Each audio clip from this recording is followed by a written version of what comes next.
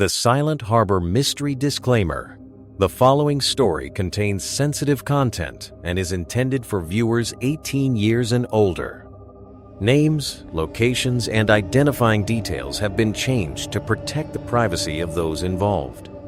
This story is based on true events, but has been modified for narrative purposes. The content shared in this story is for educational and entertainment purposes only, and should not be considered legal advice. Introduction. The rain pounded against the window panes like an impatient visitor, demanding entrance to my dimly lit office. I'm Detective Shernan, and for 27 years I've specialized in cases others have abandoned: the cold ones, the hopeless ones, the whispers that haunt police precincts long after the evidence has grown stale and witnesses have forgotten crucial details.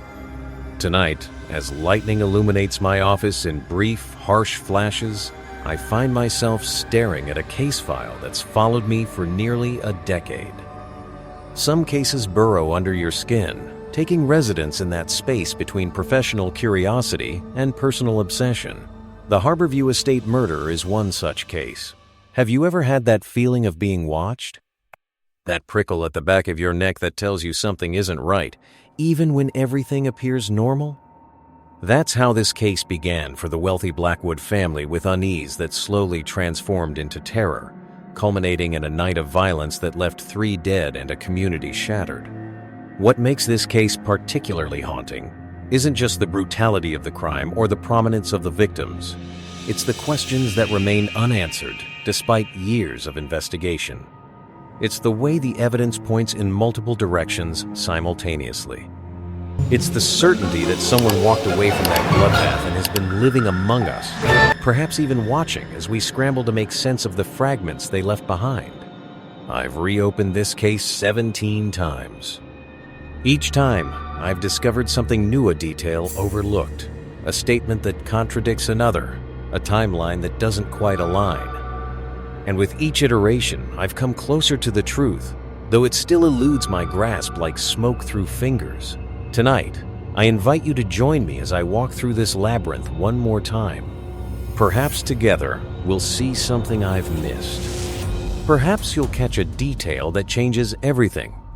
Because solving a cold case isn't just about justice for the dead, it's about restoring order to a world where someone has deliberately created chaos and walked away unscathed. Are you ready to step into the darkness with me? The case begins. It was October 2013 when I first stepped onto the manicured grounds of Harborview Estate, a sprawling mansion perched on a cliff overlooking the Atlantic. The morning mist clung to the landscape, shrouding the property in an ethereal haze that seemed fitting given the circumstances. 3 days earlier, the bodies of Victor Blackwood, his wife Eleanor, and their security guard Thomas Reed had been discovered in the east wing of the mansion. The initial reports painted a clean picture: a botched robbery. The safe in Victor's study had been cracked open, emptied of approximately $2 million in cash, rare coins, and jewelry. The security system had been disabled. The murders appeared methodical, single gunshot wounds to the head, execution style. The kind of professional hit that leaves detectives with more questions than answers.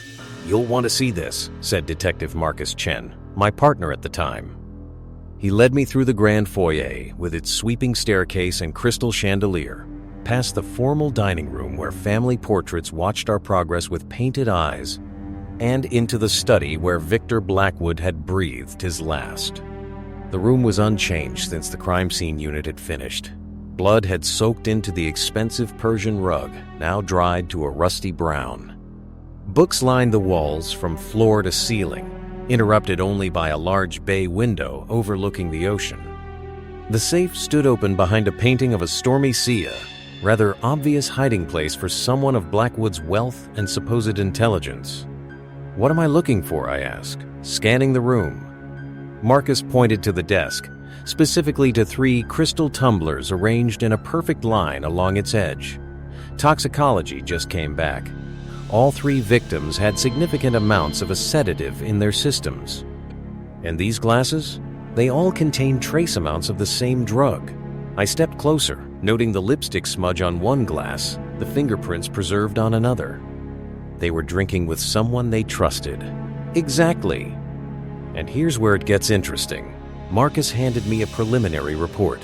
The housekeeper, Evelyn Morris, claims she left at 7 p.m. The Blackwoods were entertaining a guest someone she'd never seen before. A business associate, Victor had said. She described him as well-dressed, charming, with a smile that didn't reach his eyes. Did she get a name? No. But she said something that stood out. The guest brought a bottle of rare scotch as a gift. She saw Victor open it and pour 3 glasses before she left. I looked back at the tumblers. 3? Not 4? That's right. Which means either our killer didn't drink with them, or the housekeeper is lying about the number of people present, I finished. Have you ever noticed how the smallest inconsistencies often reveal the largest truths?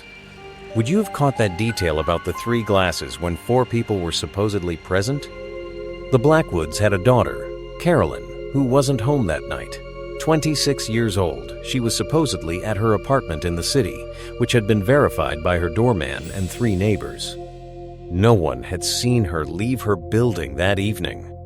Her alibi was airtight, almost suspiciously so. Over the next few days, I interviewed everyone connected to the Blackwoods. Their circle was extensive. Business partners, household staff, extended family, friends from their many social clubs. Each conversation added layers to a picture that grew increasingly complex. Victor Blackwood had made enemies in his rise to wealth. As the CEO of Blackwood Pharmaceuticals, he'd orchestrated several hostile takeovers, leaving ruined careers in his wake. Eleanor, while presenting a charitable public face, had her own secrets and affair with her art dealer that had lasted nearly 5 years.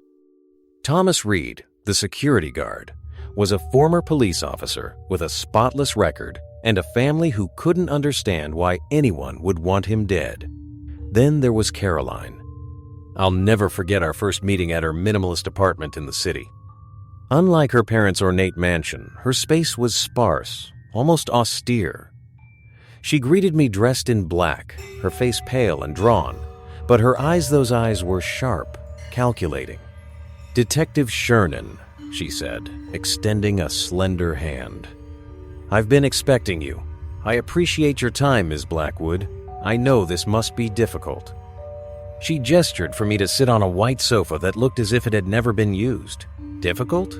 That's an interesting choice of words. My parents were murdered in their home, a place that was supposed to be secure. Difficult seems inadequate. There was something in her Tonier distance, a coolness that could be attributed to shock, but felt like something else entirely. "Can you think of anyone who might have wanted to harm your parents?" I asked, watching her reaction carefully. Caroline's laugh was brittle. "Detective, my father was a powerful man in a cutthroat industry. The list of people who might have wanted him dead could fill that notebook of yours several times over." She paused, considering. "But killing my mother and Thomas? That seems excessive for a business vendetta. Were you close with your parents? A flicker of something annoyance, pain, crossed her face. We had a complicated relationship. My father was demanding, perfectionistic. Nothing was ever good enough. My mother was distant, more concerned with appearances than actual parenting. Yet you were set to inherit everything," I noted casually. Her gaze narrowed slightly. "I already had everything I needed. I built my own design firm without their help. I didn't need their money."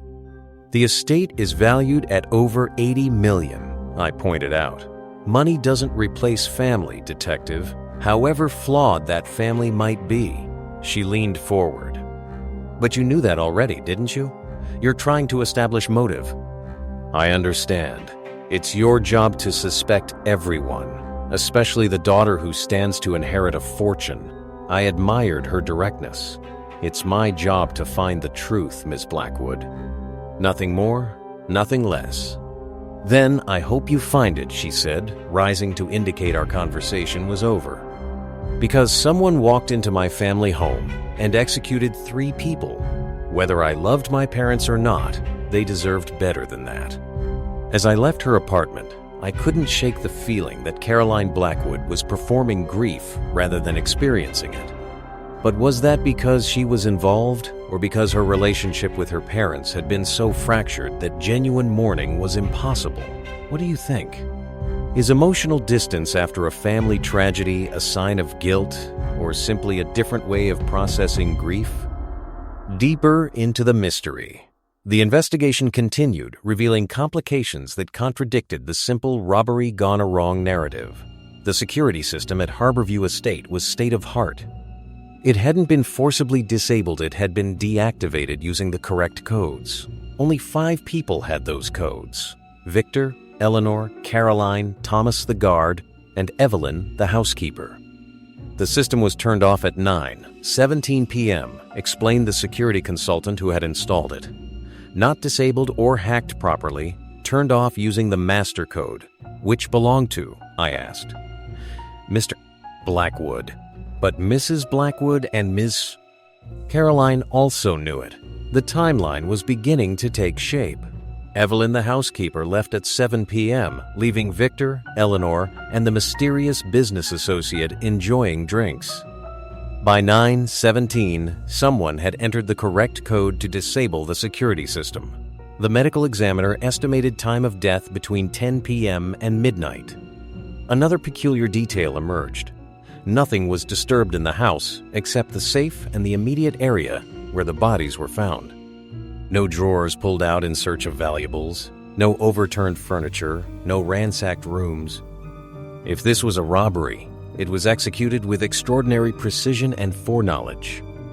The killer knew exactly what they wanted and where to find it, I told Marcus, as we reviewed the case in our office.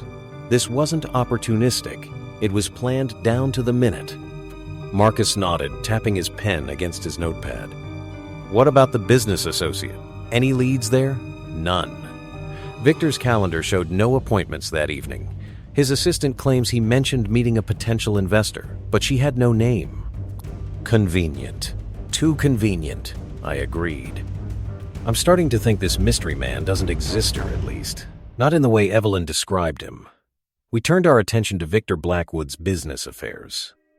Blackwood Pharmaceuticals had recently acquired a smaller company, Genetic Solutions, in a controversial takeover that had resulted in dozens of layoffs and a significant hit to the smaller company's founder, Dr.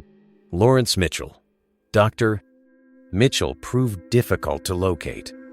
According to his former colleagues, he'd become reclusive after losing his company, retreating to a cabin in the woods where he could process his losses. When we finally tracked him down, he greeted us with a shotgun and wild eyes that spoke of a man on the edge. Dr. Mitchell, I said calmly, hands visible. We just want to ask you a few questions about Victor Blackwood. The mention of Blackwood's name twisted Mitchell's face into a snarl. That thief? He stole my life's work. 20 years of research, gone in a corporate sleight of hand. We understand you had grievances, Marcus said. That's why we need to talk to you. Victor Blackwood is dead. The news seemed to shock Mitchell. The shotgun lowered slightly. Dead? How? Murdered, along with his wife and security guard. A complex series of emotions crossed Mitchell's face of surprise, confusion, and something that looked disturbingly like satisfaction. When? 3 nights ago. Where were you on Tuesday evening? Mitchell barked out a laugh. Am I a suspect? That's Rich. He set the shotgun aside and gestured toward his cabin. I've been here for months. Haven't left except to buy supplies once a week. Ask anyone in town, they all know the crazy doctor who lost everything. Can anyone verify your whereabouts specifically on Tuesday night? I was on a video call with my daughter from 8 p.m. until nearly midnight. She's in Australia. It's the only time our schedules align. She'll confirm it. And I assume you can check the internet records or whatever it is you people do. His alibi checked out. The call had connected from his IP address and lasted over 4 hours. Unless he had somehow managed to be in 2 places at once, Dr. Mitchell couldn't have committed the murders. But his bitter resentment toward Blackwood opened another avenue of investigation. If Mitchell himself couldn't have done it, could he have hired someone? Or were there others with similar grievances who might have taken more direct action? As we dug deeper into Victor Blackwood's business practices, the list of potential enemies grew longer. Former partners who'd been betrayed, researchers whose work had been stolen, families financially ruined by his cutthroat tactics. Victor Blackwood had built his empire on the broken dreams of others. Yet something still didn't feel right. The precision of the crime, the drugged drinks, the untouched house, it felt personal, not like the work of a disgruntled business associate. I returned to Harborview Estate, walking the grounds alone this time, trying to see the property through the killer's eyes. The mansion stood isolated on its cliff, the nearest neighbor half a mile away. The grounds were monitored by cameras, all of which had been disabled the night of the murder. The killer had either been incredibly lucky or had intimate knowledge of the property's security measures. As I walked along the cliff edge, looking out at the churning ocean below, a movement caught my eye. A small boat was making its way along the shoreline, well beyond the area that belonged to the estate. I watched it for a moment, before realizing what had drawn my attention.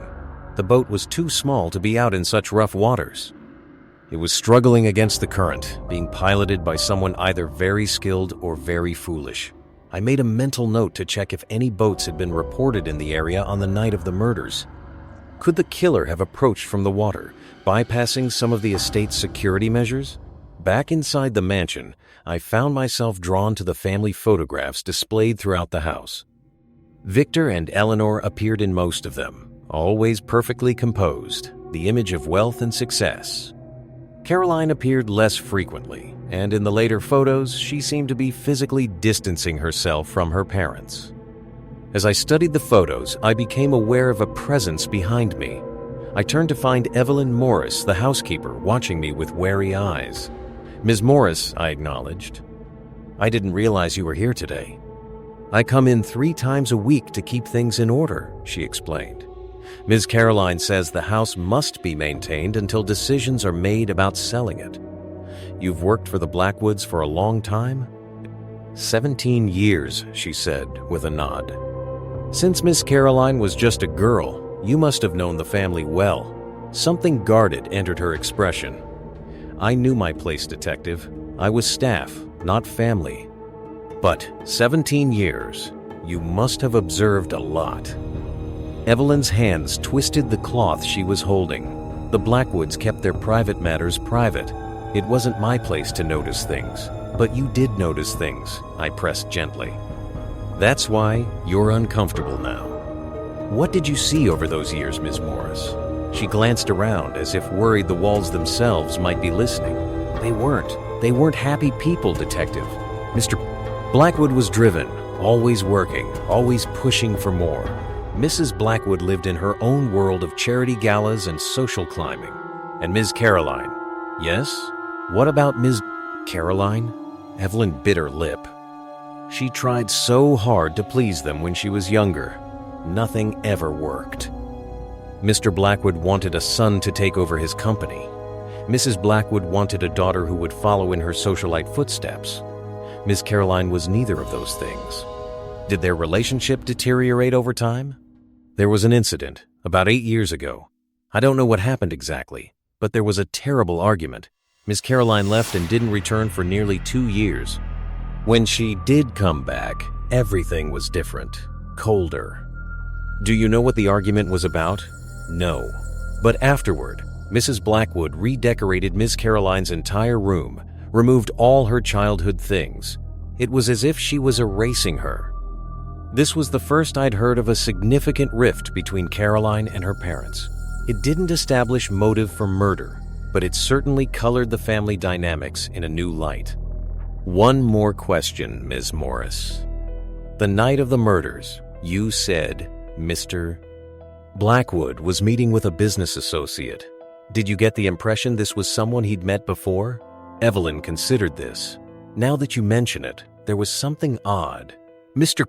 Blackwood usually introduced me to his guest. She was particular about how they were to be treated. But this man, Mr. Blackwood seemed almost nervous around him.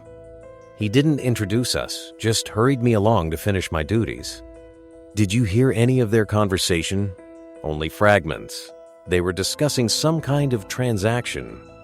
The man said something like, "After tonight, our business will be concluded permanently." I thought it was just business talk at the time, but now... She trailed off, a haunted look in her eyes. "Thank you, Ms. Morris. You've been very helpful." As she walked away, I wondered, was the mysterious business associate real after all? And if so, what was the transaction that would be concluded permanently that night? Have you ever noticed how people reveal the most important details almost as afterthoughts? What would you make of the housekeeper's observations? And what significance might that argument from 8 years ago hold for our case? The plot thickens. 2 weeks into the investigation, we received the full forensic reports. Most confirmed what we already knew, but there was one surprising detail.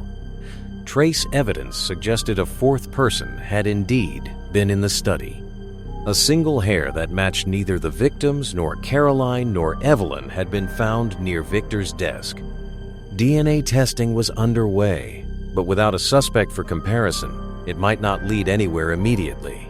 More intriguing was what the financial audit revealed. Victor Blackwood, despite his outward appearance of success, had been hemorrhaging money for the past 3 years.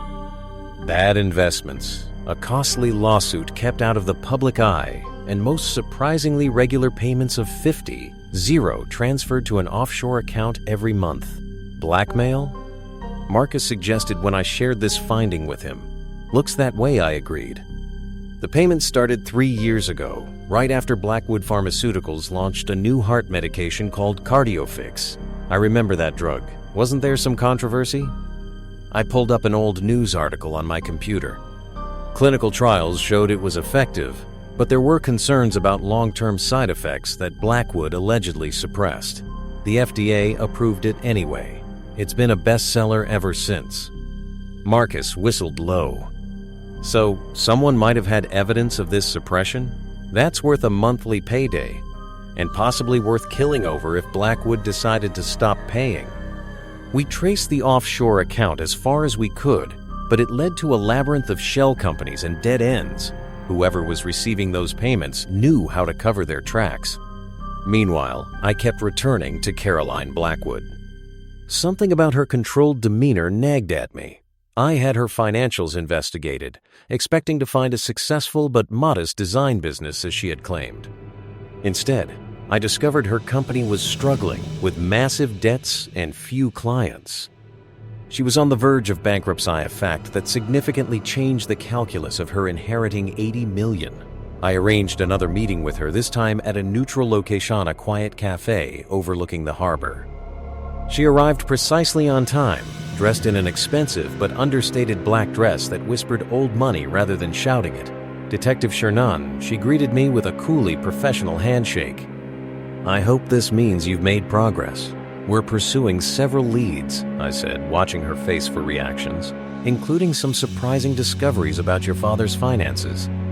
A flicker of something surprise, concern, crossed her features before she controlled it. "Oh? What sort of discoveries?" "Your father was making large, regular payments to an anonymous recipient. We believe he was being blackmailed." Caroline took a sip of water, her hand perfectly steady. "That seems unlike him. My father didn't respond well to threats. People respond differently when their threats involve potential criminal charges. We believe it was connected to the CardioFix drug approval." Now, her surprise seemed genuine. CardioFix? But that's Blackwood Pharmaceuticals' most successful product. Success built on potentially falsified clinical trials, I said, watching her closely. "Did you know anything about this?" "No," she said firmly. "I distanced myself from my father's business years ago. We had fundamental disagreements about ethics." "What kind of disagreements?"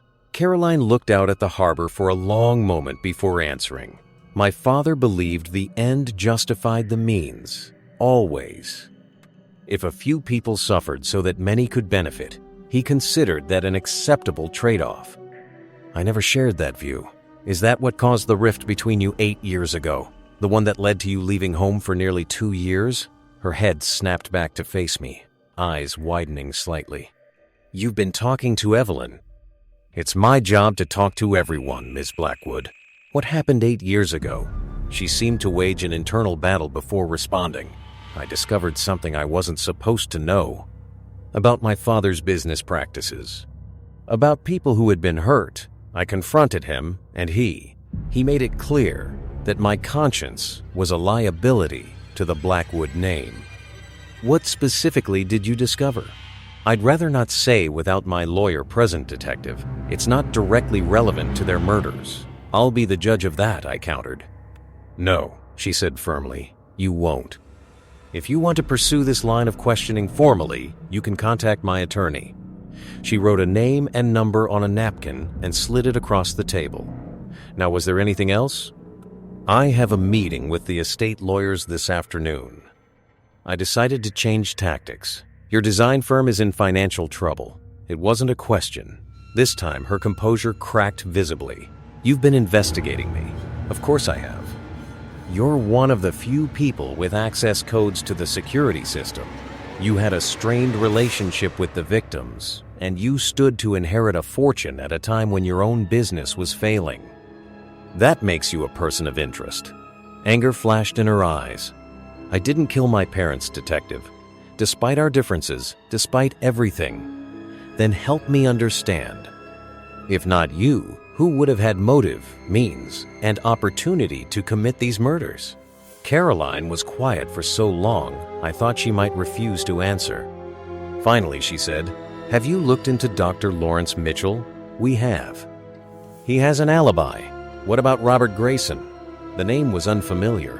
Who is Robert Grayson? My father's former research partner. They founded Blackwood Pharmaceuticals together, but my father forced him out just before the company went public. The buyout was pennies compared to what the shares would have been worth. I don't recall seeing his name in any of the company materials. You wouldn't, Caroline said grimly. My father had him erased, figuratively speaking. Had him sign ironclad NDAs, threatened lawsuits if he ever spoke about his role in founding the company. The last I heard, Grayson was living somewhere in New Mexico, bitter and broken. This was a significant lead that hadn't appeared in any of our research. Why are you only mentioning him now? Because I hadn't thought of him in years until you started talking about CardioFix. That was originally Robert's project. He was developing it when my father pushed him out. The research would have been his. I made a note to locate this Robert Grayson as soon as possible. Anyone else you can think of? My mother had her own secrets, Caroline said, a look of distaste crossing her features. She presented herself as the perfect corporate wife, but she had indiscretions. Her art dealer, Alessandro, for one, and I suspect others. My father knew but looked the other way as long as she maintained appearances. Do you think her relationship with Alessandro could have played a role in this? Anything's possible. Alessandro was ambitious, always looking for wealthy patrons. But murder? That seems extreme even for him. As our conversation concluded, I was left with a distinct impression that Caroline Blackwood knew more than she was saying. Whether that was related to the murders or to her father's business practices remained to be seen. Robert Grayson proved surprisingly easy to find once we knew to look for him. He was living in a modest house outside Santa Fe, working as a chemistry teacher at a local community college. When I called to arrange an interview, he seemed resigned rather than surprised. I figured someone would come asking questions eventually, he said over the phone. I just didn't think it would take a triple murder to make it happen. Marcus and I flew to New Mexico the next day. Grayson's home was filled with books and scientific journals, the walls decorated with faded photographs of laboratory teams and academic conferences. He was a thin man in his 60s with deep lines etched into his face and the watchful eyes of someone who had learned the hard way not to trust easily. Victor Blackwood, he said, pronouncing the name as if it left a bad taste in his mouth. The most brilliant thief I've ever known. You were partners, I prompted. We were friends first, if you can believe it. College roommates. We shared a vision of developing medications that could change lives. For me, it was about the science. For Victor, he shook his head. I didn't realize until too late that for Victor, it was always about the money and the power. "Tell us about CardioFix," Marcus said. Grayson's face darkened. "My research, my life's work. I spent 15 years developing that drug." The early versions showed those cardiovascular side effects everyone's so concerned about, but I was working on solutions. I needed more time, more testing. Victor didn't want to wait. What happened? 2 weeks before I perfected the formula, Victor called an emergency board meeting while I was at a conference. By the time I returned, I'd been voted out of my own company. He offered me a generous settlement that was a fraction of what my shares would eventually be worth. When I refused, he threatened to bury me in litigation, to ruin my reputation, to ensure I never worked in pharmaceuticals again. "And you took the settlement," I guessed. I had no choice. I signed his papers, took his money, and walked away from everything I'd built. A bitter smile twisted his lips. And then I watched from the sidelines as he rushed CardioFix to market, using my incomplete formula. The version that could have serious long-term side effects. "Do you have proof of this?" I asked. I kept copies of my original research, despite the NDAs. I've been waiting for the day when those side effects become impossible to ignore. "It's only a matter of time. Were you blackmailing Victor Blackwood about this research?" Grayson looked genuinely surprised. Blackmailing? No. That would mean I'd have to communicate with the man. I couldn't stomach that. Someone was receiving regular payments from him, large ones. Well, it wasn't me, though I'm not surprised he was being blackmailed. A man like Victor collects enemies the way some people collect stamps. "Where were you the night of the murders?" "Teaching my night class until 9:30, then at a faculty meeting until nearly midnight. 30 witnesses can confirm it. Another solid alibi." But Grayson had provided valuable context about Victor Blackwood's character and business practices, and potentially about who might have been blackmailing him. As we prepared to leave, Grayson stopped us at the door. "There's something else you should know about Victor. Something that might be relevant to your investigation." "What's that?" Victor wasn't just ruthless in business. He was ruthless in all aspects of his life, including family. Grayson's expression turned grim. "Ask Caroline about the summer she spent here in New Mexico 8 years ago.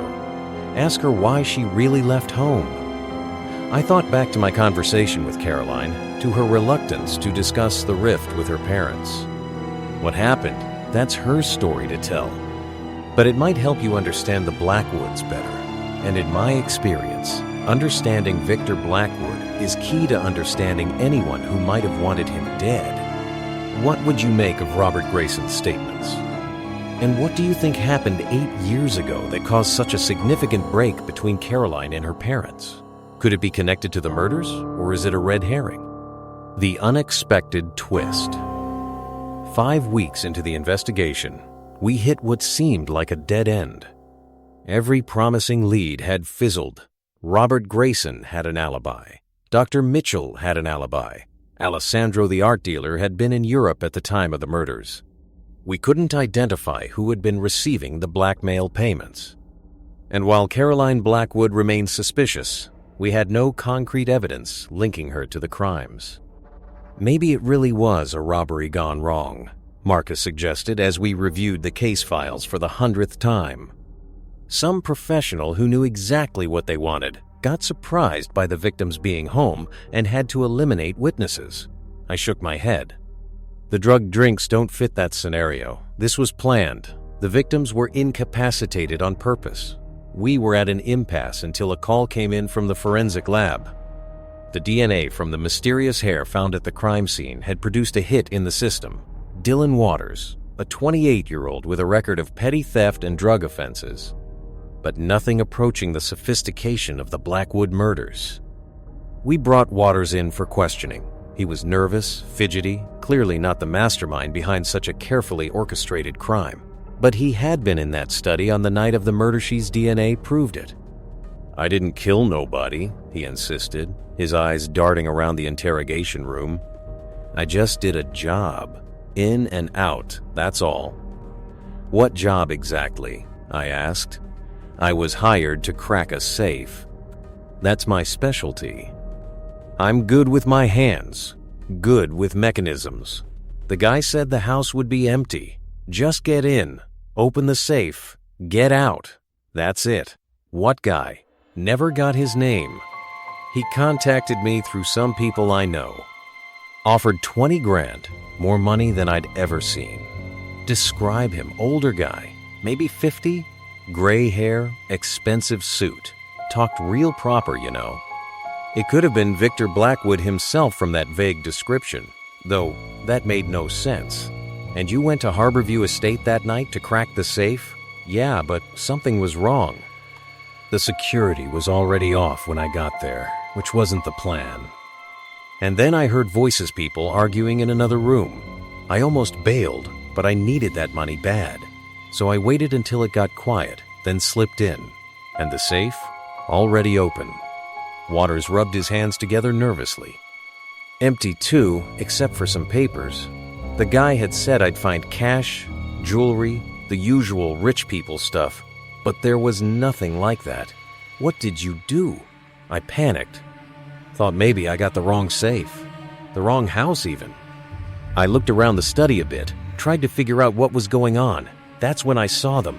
His voice dropped to a whisper. 3 bodies, man. Just lying there, blood everywhere. I ran. Never even got paid. "Did you see anyone else in the house? The killer?" Waters shook his head vehemently. "No way. I'd have mentioned that first thing. Place seemed empty except for the bodies." "What time did you arrive at the estate?" "Around 11:30. I was supposed to be there at 10, but I got delayed. Lucky for me, I guess, or I might be dead too."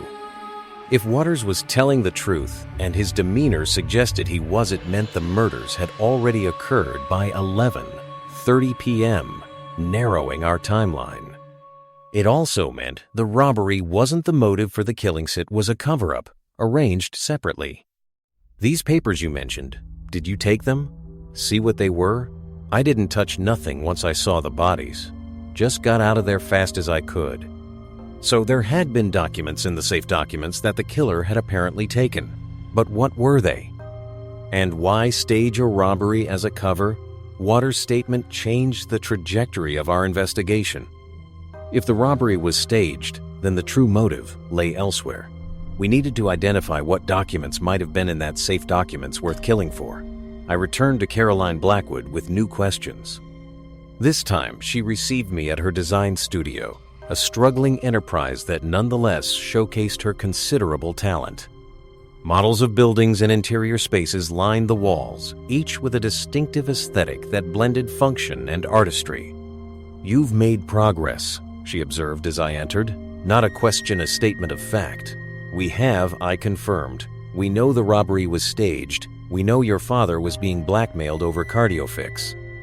And we know there were documents in the safe that the killer took." Caroline's expression remained carefully neutral. "How does this bring you closer to finding who killed my parents? It clarifies motive. This wasn't random violence or a robbery gone wrong. This was a calculated act to silence your father and obtain whatever was in that safe. And you think I know what that might have been? I think you might have insights, yes. Your father kept important documents there. As his daughter, you might be aware of what he considered valuable enough to secure. She moved to a large window overlooking the city, her back to me. My father kept many secrets, detective. Not just business-related ones, such as..." She turned back to face me, decision made, such as the fact that I'm not actually his biological daughter. This was unexpected. "Explain." "My mother had an affair early in their marriage. I was the result. My father knew he'd had DNA testing done when I was an infant, but appearances mattered more than anything, so he raised me as his own. Used it as leverage over my mother for their entire marriage. How did you find out? That's what happened 8 years ago. I found the DNA test results in his study, confronted him with them. He told me the truth, but made it clear that I would keep the Blackwood name, continue the charade, or be cut off completely, and you left. I couldn't stand the hypocrisy anymore. The perfect family image he insisted upon while he held my mother's indiscretion over her head for decades, while he built a company on stolen research and dangerous drugs. But you came back. A shadow crossed her face. Yes, because I learned something else. Something about who my biological father actually was. And who was that? Robert Grayson. The pieces suddenly shifted, forming a new picture. Blackwood's business partner. Former business partner, she corrected. The man whose research was stolen, whose company was taken from him. My real father. Does Grayson know? He does now. That's why I spent that summer in New Mexico 8 years ago. I found him, told him the truth. We've been in contact ever since, though we kept it quiet. My father Victor would have been furious if he'd known. This revelation changed everything. It gave Robert Grayson a personal connection to the Blackwood family beyond business. But it also cast his earlier statements in a new light. He had deliberately withheld this crucial information. Why didn't you mention this during our earlier conversations? I asked Caroline. Because it's complicated and personal. And because I knew how it would look the wrong daughter of a man whose business and wife were both taken by Victor Blackwood. I'd shoot straight to the top of your suspect list. You're already on that list, Ms. Blackwood. Then this doesn't change anything, does it? She challenged. Except now you know the whole truth. What you do with it is up to you. I left Caroline's studio with more questions than answers. If Robert Grayson was her biological father, did that create a motive for murder? Or was this family drama unrelated to the killings? I called New Mexico, requesting local police check on Grayson's whereabouts. To my surprise, he was no longer at his home. According to neighbors, he had left suddenly 3 days after our interview, telling no one where he was going. That was suspicious timing, to say the least. At this point in my investigation, I made what I now recognize was a critical error. I focused too narrowly on the Grayson connection, the biological father angle, seeing it as the key to everything. I pushed other possibilities aside, convinced I was on the right track. Marcus, however, had continued exploring the cardiofix angle. I've been looking into patients who suffered severe side effects, he told me when I returned to the office. There's a support group, people who believe the drug damaged their hearts permanently. They've been trying to bring a class action lawsuit, but no lawyer will touch it because of Blackwood's legal team. Any of them angry enough to kill? Several. But one name jumped out at me. Marcus handed me a file. James Harrington. Lost his wife to heart failure after she'd been on cardiofix for 2 years. He was leading the charge against Blackwood Pharmaceuticals until about 3 years ago, when he suddenly went quiet. 3 years ago, I repeated, when the blackmail payments started. Exactly. And here's where it gets interesting. Harrington's son, William, is a pharmaceutical chemist. Worked for a competitor of Blackwood's. Would have had the knowledge to understand the cardiofix research, to know what was covered up. Do we know where this William Harrington is now? Marcus nodded grimly. Until 6 months ago, he worked at Meridian Pharmaceuticals in Boston. Then he resigned suddenly, citing personal reasons. No current address on file. As we dug deeper into William Harrington's background, a more complex picture emerged. He had the scientific expertise to understand the cardiofix issues, a personal vendetta through his father, and had dropped off the radar just months before the murders. More suspicious still, financial records showed a series of large cash withdrawals from his accounts in the weeks before he disappeared. He was preparing to go underground, I theorized. Either before or after making his move against Blackwood. But what about Grayson? Marcus asked. The biological father revelation, his disappearance after your interview, that can't be coincidence. Maybe it's not either, I said slowly. A new theory forming. What if they were working together? Grayson had the inside knowledge of Blackwood and his research. Harrington had the personal motivation and possibly evidence of the cardiofix side effects. Together, they could have been blackmailing Blackwood. And when he threatened to stop paying, they decided to eliminate him and take whatever evidence he had in his safe. Marcus finished. It was a compelling theory, one that tied together the various threads we'd been following. But we still needed evidence to prove it. And we needed to find William Harrington. The break came from an unexpected source. Evelyn Morris, the Blackwood housekeeper. She called me directly, her voice tense with worry. Detective Shernan? I think someone's been in the house. Things have been moved in Mr. Blackwood's study. Have you called the local police? No, it might be nothing. But after what happened, I thought I should tell you first. Don't touch anything. I'll be right there. I arrived at Harborview Estate within the hour. Evelyn met me at the door, wringing her hands nervously. It's probably my imagination, she said, as she led me to the study. But I've been working here for so long, I know when things aren't right. The study looked much as I remembered it, except the blood-stained rug had been removed. But Evelyn pointed to the bookshelf behind the desk. Those books are out of order. Mr. Blood-Stained Rug. Blackwood was very particular about his books. They were alphabetical by author within each subject category. It seemed like a minor detail, but in my experience, it's often the smallest discrepancies that break a case wide open. I examined the shelf carefully. Several volumes on pharmaceutical research had indeed been rearranged, with gaps where books should have been. Are there books missing? I asked. Evelyn nodded. I think so. Mr. Blackwood had a complete set of medical journals from the past 10 years. There are gaps now. Whoever had returned to the scene was looking for specific information related to pharmaceuticals. This supported our theory about the cardiofix connection. Ms. S.B.S.P.W.A.R. Morris, have you seen anyone unusual around the property recently? Anyone asking questions about the family or the case? She hesitated. There was someone.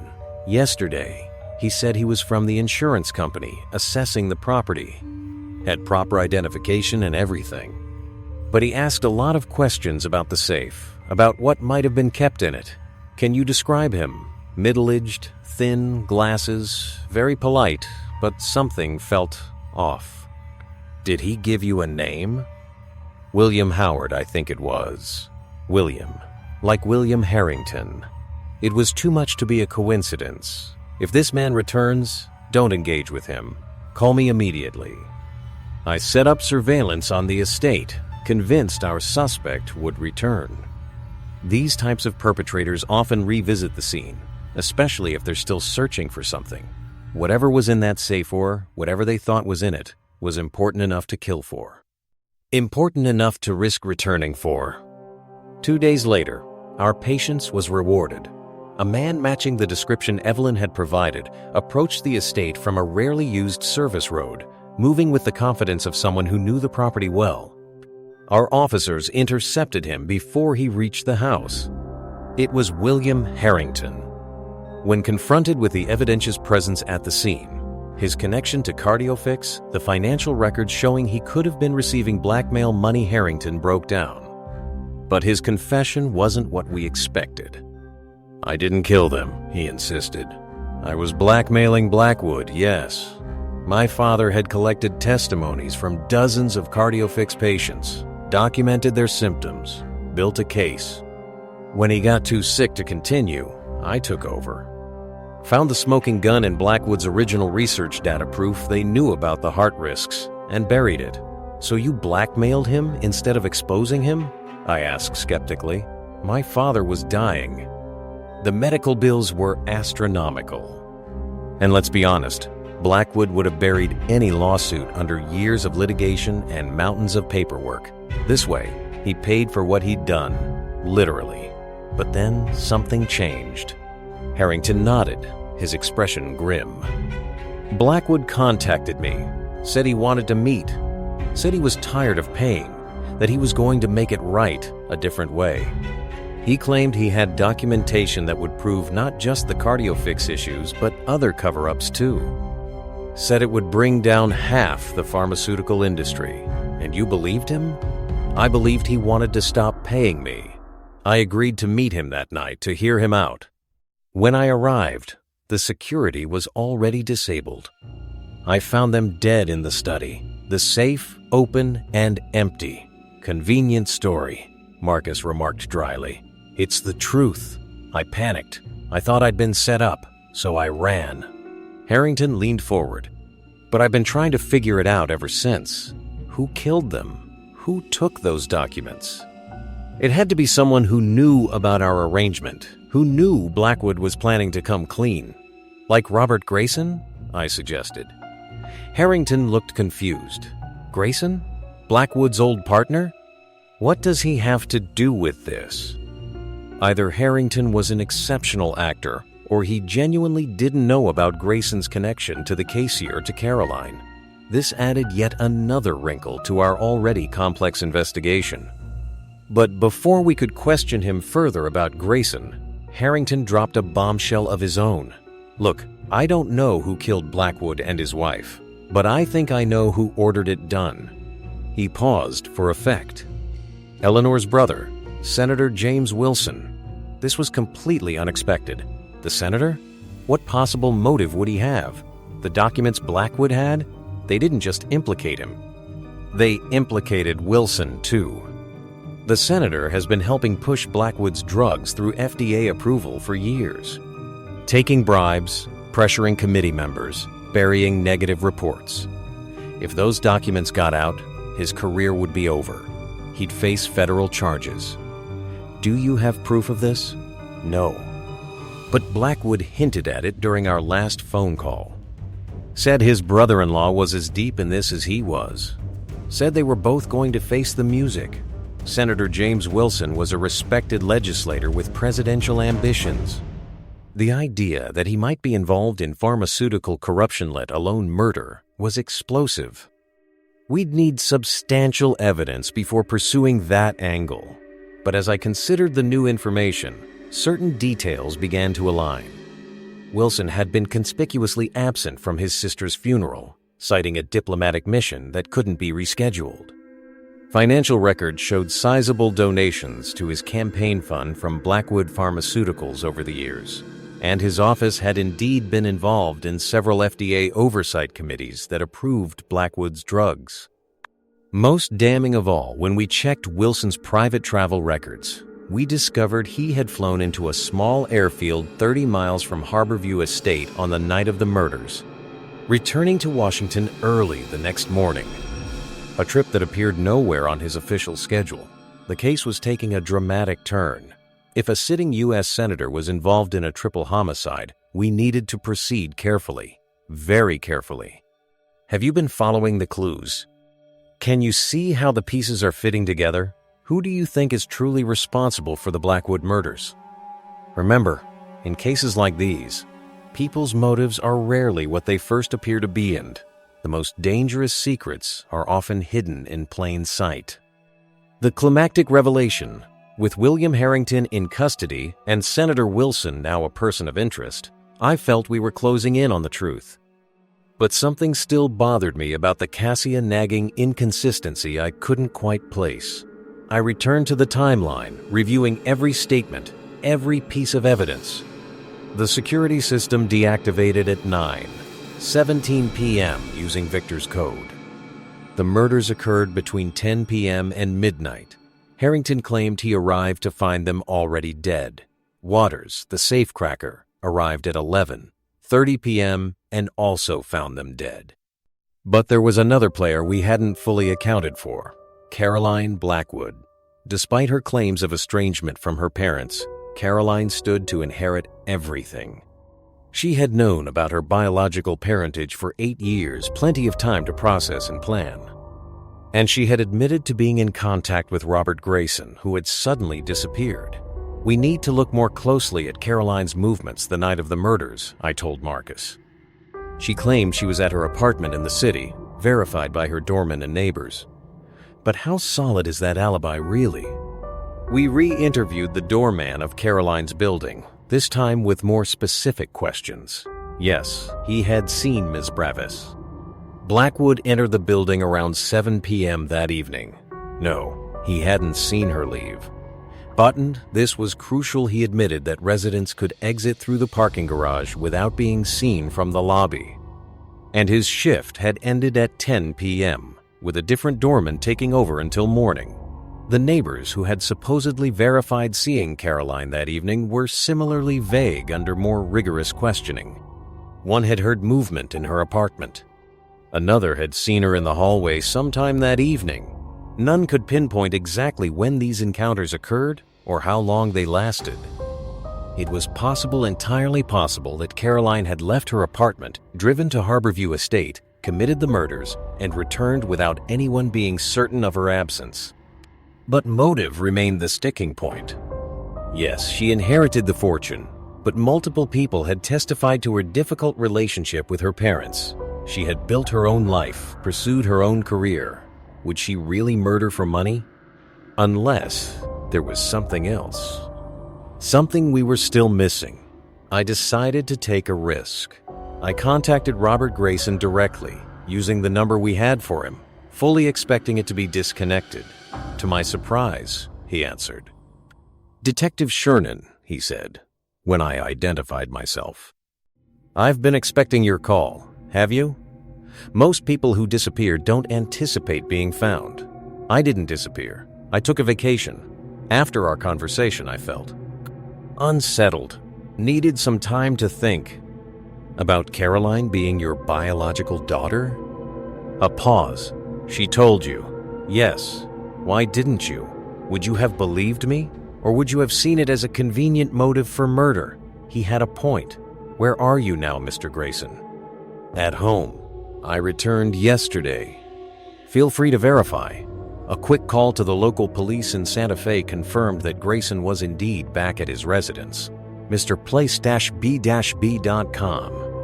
"Grayson, I need to ask you directly. Did you have any involvement in the deaths of Victor and Eleanor Blackwood?" "No," he said firmly. "Despite everything Victor did to mess stealing my research, my company, even unknowingly raising my daughter, I never wished him dead. Exposed and disgraced, perhaps, but not dead. Do you know who might have wanted them dead?" Another pause, longer this time. "Have you looked into Senator Wilson?" That was the second time Wilson's name had come up independently. "Why do you mention him specifically?" "Because 7 years ago, when I was trying to rebuild my career, I approached Wilson with evidence of what Victor had done. Suppressing the cardiofix side effects, falsifying research data. Wilson was on the oversight committee. He could have launched an investigation, but he didn't. Not only did he not help, he threatened me. Said if I kept pushing, I'd find myself facing fabricated charges. Made it clear he was protecting Blackwood. Why would he do that? Money, initially. Victor was a generous donor to his campaigns, but I think it evolved beyond that. Wilson used his position to help push drugs through approval in exchange for more than just donations. I believe he was a silent partner in some of Blackwood's more questionable ventures. This aligned with what Harrington had told us. 2 separate sources now pointed to Wilson as being deeply involved with Blackwood's pharmaceutical manipulations and potentially with the murders. But a United States senator committing triple homicide seemed far-fetched. Ordering it done was one thing. Carrying it out personally was another entirely. Unless, Mr. Grayson, what do you know about Caroline's relationship with her uncle, Senator Wilson? Caroline? He sounded genuinely surprised. I didn't think they had much of a relationship. Victor kept them separate from what I understand. Wilson knew Caroline wasn't biologically his niece, and Victor was afraid he might let that slip. This was new information. Wilson knew about Caroline's parentage? Yes. Eleanor confessed everything to her brother years ago, before Caroline herself knew. Victor was furious when he found out, but by then, it was too late. Wilson knew their perfect family wasn't so perfect. another piece of the puzzle shifted into place. If Wilson knew Caroline wasn't truly a Blackwood, he might have seen her as an obstacle to potentially inheriting his sister's share of the fortune if anything happened to Victor and Eleanor. I thanked Grayson for his insights and promised to keep him informed of developments. Then I convened an urgent meeting with Marcus and our supervisor, Detective Captain Laura Hayes. We need to bring the senator in for questioning, I argued. After laying out what we'd learned, too many roads lead back to him. Captain Hayes looked skeptical. You want to question a sitting U.S. senator about a triple homicide based on circumstantial evidence and the word of two men with obvious grudges against the victims? His private plane was at a local airfield the night of the murders, I pointed out. That's more than circumstantial. It's still not enough for an arrest. And if you're wrong, the department will be eviscerated. What if we're right and we do nothing? Marcus countered. 3 people are already dead. In the end, we compromised. We would approach Wilson for a voluntary conversation regarding his sister's death phrase diplomatically, with no mention of him being a suspect. If he refused, then we'd consider more aggressive options. To our surprise, Wilson agreed to meet, insisting only that we come to his Washington office rather than the local police station. It wasn't ideal, but it was a start. Senator James Wilson projected the polished confidence of a career politician. Tall, distinguished, with silver hair and a ready smile, he welcomed us into his wood-paneled office with the practiced charm of someone who'd spent decades winning over voters and donors alike. Detectives, he greeted us, gesturing to a seating area. I understand you have questions about my sister's tragic death. I want you to know I'm committed to helping find whoever is responsible for this heinous crime. We appreciate your cooperation, Senator, I said, studying his face for any sign of deception. We won't take much of your time. Take all the time you need. Nothing is more important than bringing Eleanor's killer to justice. His expression properly somber, though his eyes remained calculating. Can you tell us about your whereabouts on the night of October 15th? Marcus asked directly. If the abrupt question fazed Wilson, he didn't show it. I was attending a fundraising dinner in New York until about 8 p.m. Then I flew back to Washington. Directly to Washington? I pressed. A flicker of something awareness perhaps crossed his features. Yes, directly. Why do you ask? Because we have records showing your private plane landed at Westfield Regional Airport at 9:45 p.m. that night, just 30 miles from your sister's home. It departed again at 2:17 a.m. The practiced smile faltered slightly. I'd forgotten about that brief stop. A minor mechanical issue that needed attention before continuing to Washington. For 4.5 hours? Safety first, Detective. My pilot insisted on a thorough check. Your pilot has already provided a statement contradicting that, Senator. He says you requested the stop, left the airfield in a rental car, and returned hours later insisting on an immediate departure despite the late hour. Wilson's facade began to crack. My pilot is mistaken, or perhaps confused about which flight he's remembering. We also know about your financial arrangement with Blackwood Pharmaceuticals, Marcus continued. The payments disguised as campaign contributions, your intervention in FDA approvals. That's preposterous. I've always maintained the highest ethical standards in office. And we know Victor Blackwood was planning to expose those arrangements, I added. He had documentation that would have implicated you in years of pharmaceutical fraud. Documentation that disappeared the night he was murdered. Wilson's charm vanished entirely. I think this conversation is over. If you have actual charges to file, you can speak to my attorney. Otherwise, I'll have to ask you to leave. One last question, Senator, I said, rising slowly. How much of your sister's estate did you expect to inherit? His expression darkened. Nothing. It all went to Caroline. Does that bother you? Knowing that a woman who isn't even biologically your niece inherited everything that might otherwise have eventually come to you? I have no idea what you're talking about, Wilson said stiffly, but a vein throbbed visibly at his temple. I think you do. I think you've known for years that Caroline is Robert Grayson's biological daughter. I think that knowledge, combined with the threat of Blackwood exposing your corruption, led you to Harborview Estate that night. You went to confront your brother-in-law, to threaten him, perhaps to negotiate, and when that failed, get out. Wilson's voice was low, dangerous. Get out before I have you forcibly removed and your careers ended. We left, but the confrontation had confirmed much of what we suspected. Wilson had been at Harborview Estate the night of the murders. He had motive. He had opportunity. But did we have enough evidence to charge a United States senator with murder? The answer came from an unexpected source.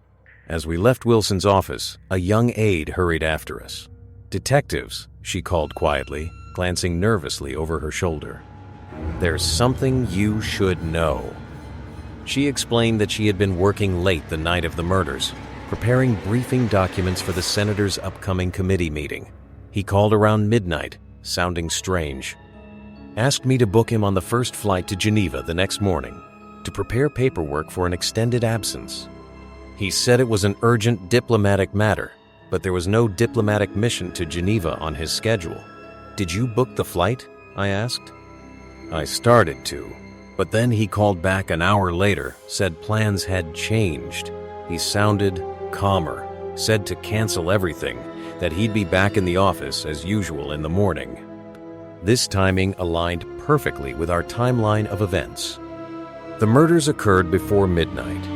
Wilson's panicked call came around midnight, but then something changed, something that made him believe he no longer needed to flee the country.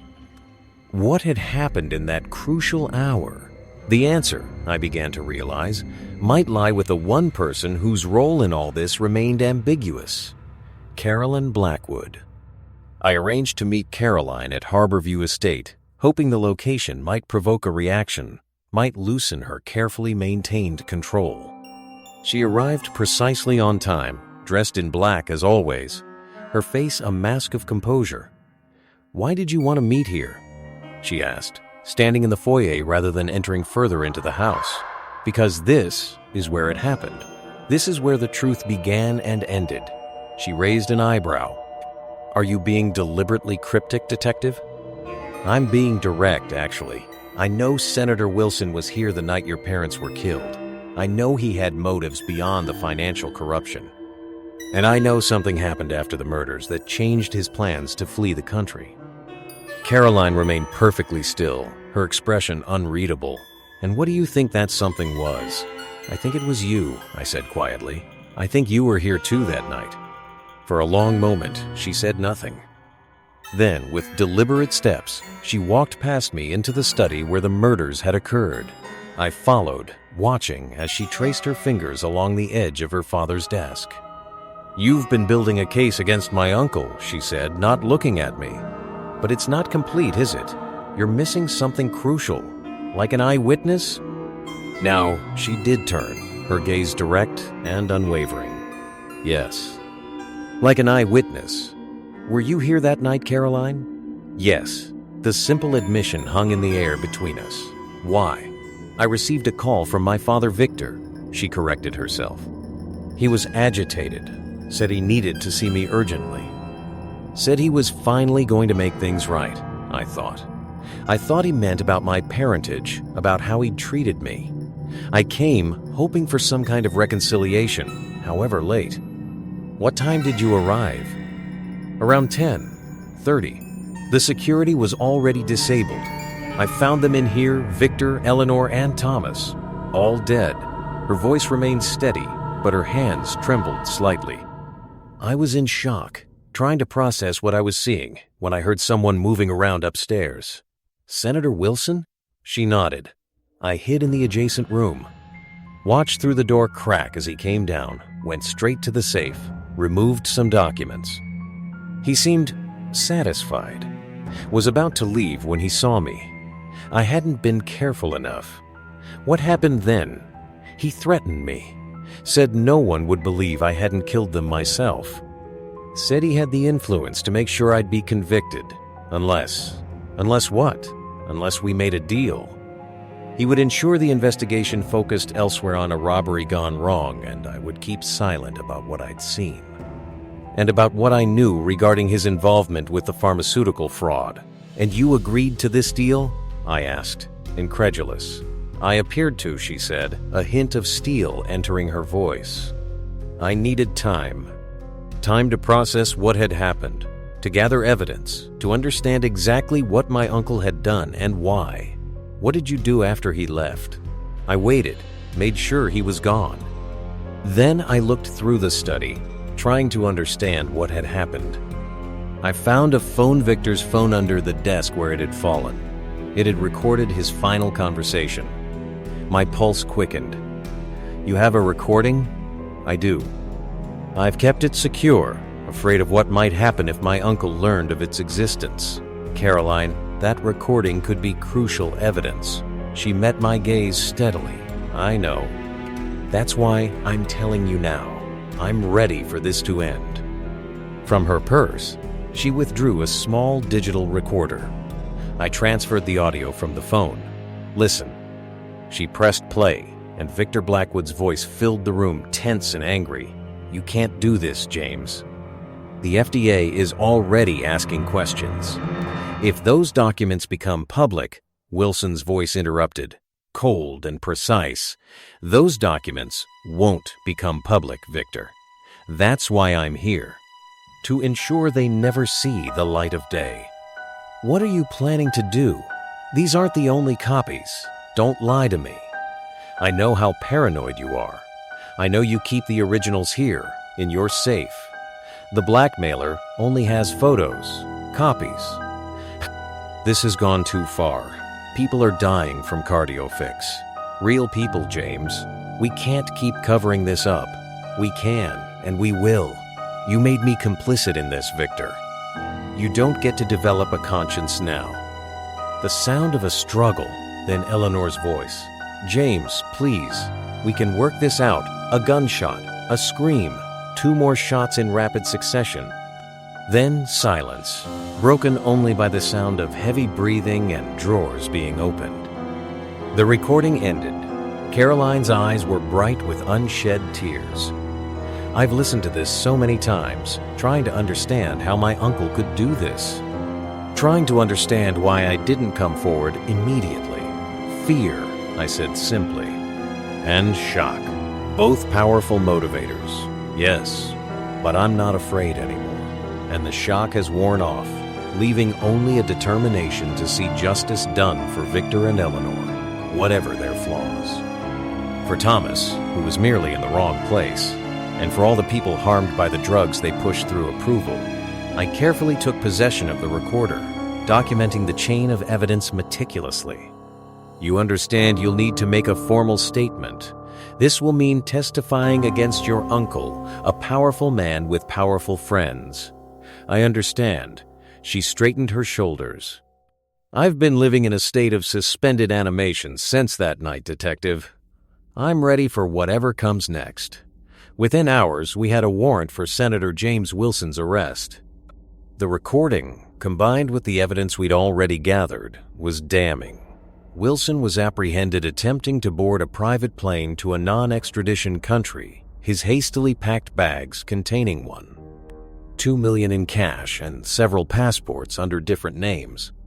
The case against him was airtight. The prosecution would argue that Wilson had gone to Harborview Estate to silence his brother-in-law and retrieve incriminating documents, killing Eleanor and the security guard when they became witnesses to the confrontation. He'd used his influence to initially direct suspicion toward a robbery, never expecting that his own niece had witnessed his crimes and preserved the evidence that would ultimately condemn him. William Harrington pleaded guilty to blackmail, but cooperated extensively, providing crucial evidence about the cardiofix cover-up. His testimony, alongside the recovered documents, led to Blackwood Pharmaceuticals facing billions in fines and civil lawsuits. The drug was pulled from the market, too late for many, but perhaps saving countless future patients. Robert Grayson was formally recognized as a whistleblower whose early warnings about CardioFix had been criminally suppressed. His research was validated, his reputation restored, and Caroline? She donated most of her inheritance to establish a foundation for pharmaceutical safety, dedicated to preventing similar cover-ups in the future. She and Grayson developed a relationship cautiously, a father and daughter connecting despite the decades lost to Victor Blackwood's deception. Conclusion. As I close this case file, I'm reminded that in nearly 3 decades of investigating homicides, the most dangerous criminals aren't always those who fit our preconceived notions. A respected senator, thought to be above reproach, proved capable of triple murder to protect his reputation and financial interests. A grieving niece, suspected because of her inheritance, turned out to be the key to justice. The Blackwood case teaches us that appearances are deceptive, that power corrupts, and that the truth, however buried, has a way of surfacing. What would you have done in Caroline's position? Faced with a powerful man's threats, witness to a terrible crime, afraid for your own life, would you have had the courage to eventually come forward, or would fear have silenced you permanently? I've solved hundreds of cases in my career, but few have affected me as deeply as this one. It reminds me that justice isn't always swift, that it sometimes requires patience, persistence, and a willingness to question even our most certain assumptions. If you find yourself in a situation where the truth seems dangerous to reveal, remember Caroline Blackwood. Remember that silence protects the guilty. Remember that even the most powerful can be held accountable when brave individuals refuse to be intimidated. And if you enjoyed this journey into one of my most complex cases, be sure to subscribe to the Shernin channel for more explorations of the darkest corners of human behavior. Like this video if it kept you guessing, and share it with friends and loved ones who appreciate the intricate dance of deception and discovery that defines the best detective work. Until next time, this is Detective Shernin, reminding you that the unsolved case of today may be tomorrow's justice served. Detective Shernin's moral lesson. In our pursuit of success, wealth, or power, we sometimes rationalize small ethical compromises that can snowball into catastrophic moral failures. Victor Blackwood's willingness to suppress drug side effects, Senator Wilson's acceptance of bribes, even Caroline's initial silence all were choices that led to devastating consequences. The line between right and wrong isn't always dramatic. It's often crossed in small, seemingly inconsequential decisions that we justify to ourselves. True integrity means holding firm even when compromise seems easier or more profitable. Because once that line begins to blur, it becomes increasingly difficult to see clearly again. Reminder: names, locations, and identifying details in this story have been changed to protect the privacy of those involved. If you or someone you know has information about pharmaceutical fraud or corruption, please contact appropriate authorities through proper channels.